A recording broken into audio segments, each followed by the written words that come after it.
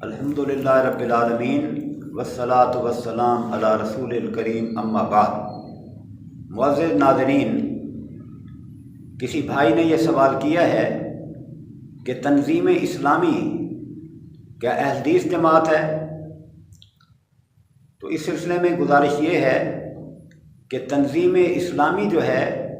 یہ حنفی المسلک جماعت ہے، اور ان کے جو ہیڈ تھے ڈاکٹر اسرار صاحب، ان کی تقاریر میں تکفیریت کا پہلو بھی ملتا ہے، اور اسی طرح سے ان کی تقاریر میں، ان کے دروس میں تکفیریت کے پہلو کے ساتھ ساتھ وحدت الوجود کا عقیدہ بھی ملتا ہے۔ تو اس لیے یہ جماعت اہل حدیث جماعت نہیں ہے۔ اگر کوئی شخص خالص طور پر قرآن و سنت کا پابند رہنا چاہتا ہے،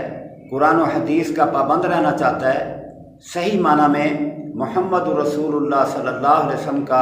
متبع رہنا چاہتا ہے، تو اسے جو صحیح معنی میں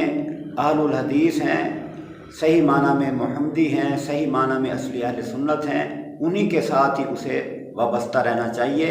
انہی کے ساتھ وہ جمعے پڑھے، نمازیں پڑھے، تاکہ اس کا عقیدہ، اس کی لائن جو ہے وہ تمام قسم کے جو خرافات یا خرابیاں یا کمی کوتاہیاں ہیں ان سے وہ محفوظ رہے۔ السلام علیکم ورحمۃ اللہ وبرکاتہ۔